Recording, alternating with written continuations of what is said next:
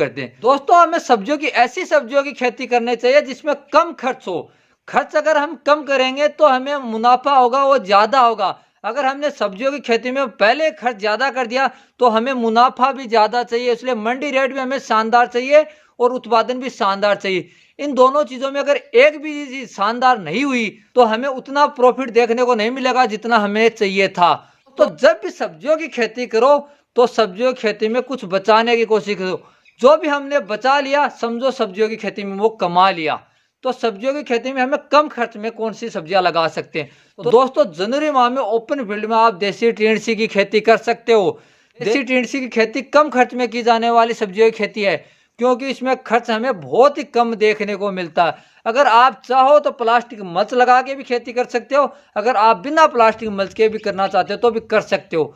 देसी टिंडसी की खेती आप बेड विधि से कर सकते हो या फुहारों से भी कर सकते हो या क्यारियों से भी कर सकते हो। अगर आप देसी टिंडसी की खेती बेड विधि से करना चाहते हो तो बेड की तैयारी के लिए हमें पहले गोबर की खाद डालकर अच्छी तरह से खाद डालने के बाद में हमें बेड की प्रिपरेशन करना चाहिए। बेड की तैयारी के समय हमें 1 एकड़ में 20 केजी डीएपी डालनी चाहिए, क्योंकि आने वाले समय में तापमान बढ़ेगा, हमें सिंचाई ज्यादा करनी होगी, उत्पादन लंबे समय तक लेना है, इसलिए हमें डीएपी की मात्रा डालनी है थोड़ी।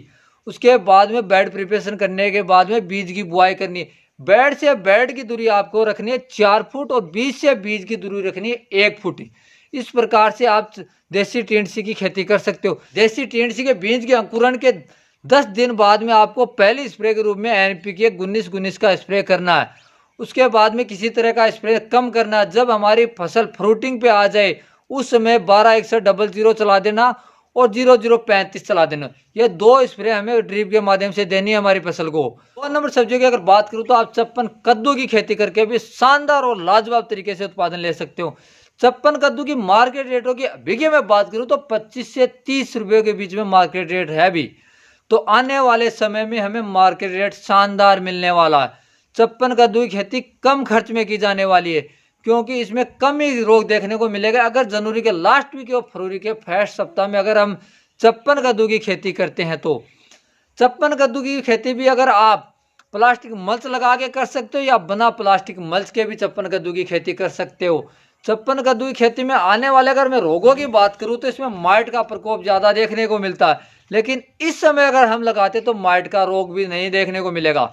अगर माइट का प्रकोप आपको आपकी फसल में दिखाई दे तो लेंसर गोल्ड का 40 ग्राम प्रति पंप के हिसाब से स्प्रे कर दो, आपकी फसल से माइट का छुटकारा मिल जाएगा। और इस फसल में फ्रूट मक्खी के रोकथाम के लिए साइपरमेथ्रिन 25 EC का स्प्रे करना 40 ml प्रति पंप के हिसाब से। स्प्रे करके आप चप्पन कद्दू की खेती से भी शानदार और लाजवाब तरीके से मुनाफा ले सकते हैं।